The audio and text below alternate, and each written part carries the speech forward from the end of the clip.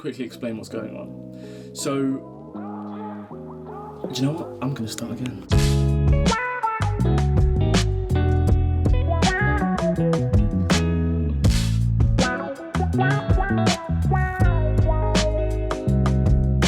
Hello. So this is probably the most professional one of my YouTube videos has ever looked. Let me explain what's going on. So for the longest time, I've been needing proper lights for video when I'm out and about, and for photo, especially when I'm at home. I have been working with this janky desk lamp that turns on and off when it wants to for quite a while. Now, it used to be on my desk, and then I just kept it as sort of the idea that I would use it as a video light, and then did a lot. So for the beer product shoot that we did, if you haven't seen that video, go and check it out. It'll be somewhere on the screen, shameless plug, but I don't care. For that shoot, the photos came out pretty well, but I was using a combination of this old desk lamp plus a bedside table lamp plus a like tabletop RGB light. The photos came out fine because I've learned to work with it, but this is much better. Let me explain what's going on. Last night, I finally caved in and I ordered two things. Firstly, that light in the background. Here's a quick unboxing of it. Apparently it's like crazy bright for the size, but the box is tiny. The USB cable, the manual. This is how small it is. But it has a cold shoe mount, a fixed tripod mount. Oh, whoa. Oh my God, okay.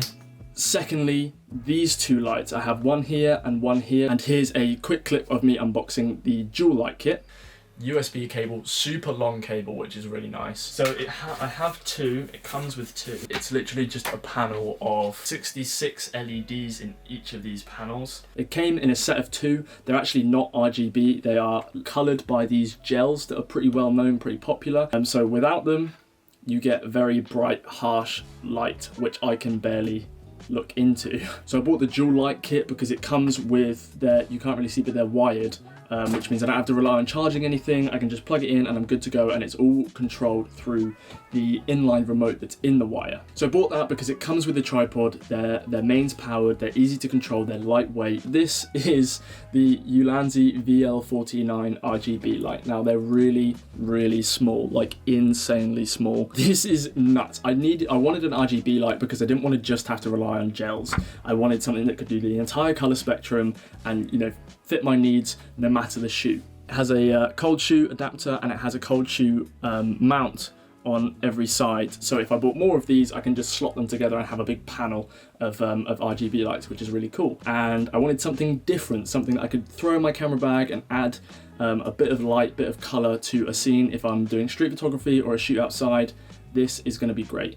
So without rambling on too much, the concept of this video is basically me trying out my new lights. I have this light bulb. I also have a ring so it can stand up. So I've set up this backdrop here, which is just a brown blanket that I might darken into black in post.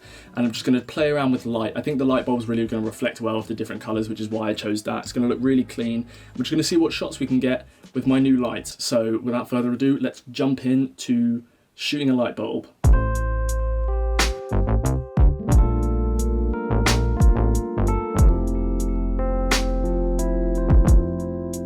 This is currently how dark it is in my room with just my ceiling light. This is the setup we have going on at the moment. So we have 1, 2, and then we do have the last one. I'm not sure what I'm going to use this for yet, but bear with me.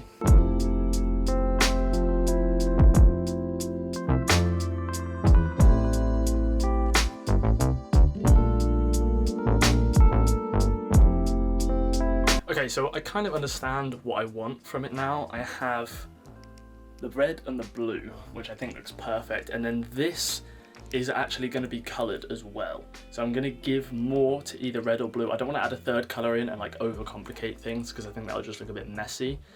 Red and blue works well, but I'm going to do both. So I'm going to make this red and have like a red with a blue accent. And then I'm going to make this blue and have like a blue with a red accent. We're going to try a few different combinations and we're going to see what we can come up with.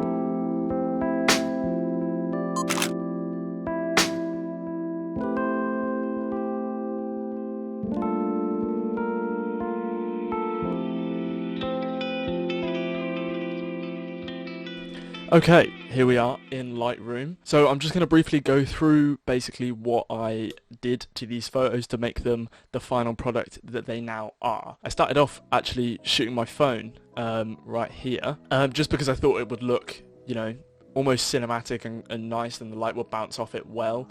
But as you can tell, it didn't quite work. My phone is a bit dirty on the bottom because I have a case on it. There was no cleaning that off. I think everyone's phones are a bit disgusting after a while. And then the texture from the blanket just didn't really work with like the macro level that I was trying to go for. So a different lens and a different backdrop would have made this photo work. Just chuck some like really brief edits on these. If we move on, so this was actually a raw file. This is unedited.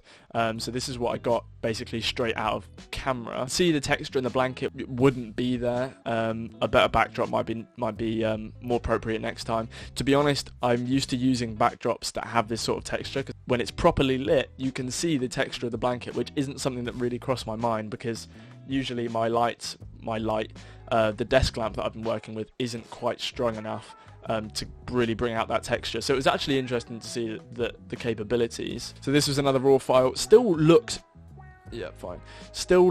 pretty nice out of camera, to be honest, with this. Just the fact that I chose a light bulb sort of sells the picture. You can see it almost looks like Star Wars-y. This one is completely different. So I've sort of dipped these blues down to cyan, a bit more aqua, I guess, and this just looks really nice and sharp. Really happy with how that came out, because I still got the light spillage that's going on, which I think is really effective. Similar sort of thing happening here, just really nice, really clean, simple shot. These are the sort of photos that I really like how sort of clean and simple they are, which is why I'm not a big fan of this texture, because I feel like it adds a bit too much grit and like, I don't know, it's ironic because the blanket's really soft, but it does add a bit of grit and a bit of texture that I don't necessarily want to be there, because I think it just gives... I don't know whether I prefer this one or this one. Yeah, no, it's this one.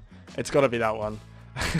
Cool, because there's nothing white in the photo, it's all lit, so I did a custom white balance on the flash presetting, which just worked the best for what I needed. Up to the exposure, which I do on literally every photo because I always shoot underexposed. It's better to do that, I think, than just push my ISO too far and get some grain in camera, which is really not what I'm after. So I always take out some contrast quite heavily here to allow for the contrast that my custom tone curve always adds. So I truck this on like nearly every photo, and it just accentuates every color in those curves, and then adds a little bit of fade in the blacks and brings the highlights up slightly as well. So you can see without and then with, it just completely changes the photo. But then if you take the contrast where it normally is, it's way too dark. So you have to take some contrast out to just bring a little bit of those shadows back in. And then the shadows go up as well.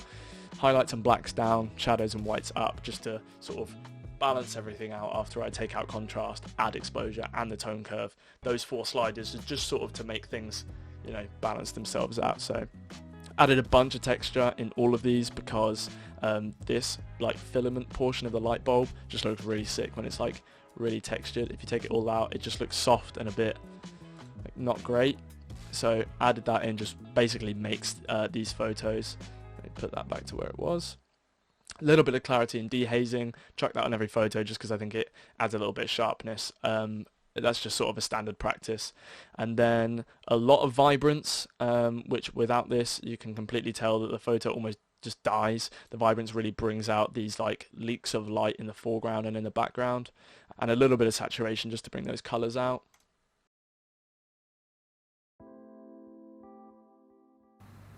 Okay, and that is the end of this video. I hope you enjoyed me unboxing and reviewing and showing how to work with my new lights. I hope you enjoy those light bulb photos. They're all available for free download on my Unsplash as of when this video is out. So there'll be a link to my Unsplash in the description if you want to go download those. Some of them are iPhone wallpaper dimensions. Really loving the new lights. I'll leave links to the Amazon where I bought both of these in the description as well, in case you fancy picking some up. But apart from that, thank you very much for watching, and I will see you in the next one.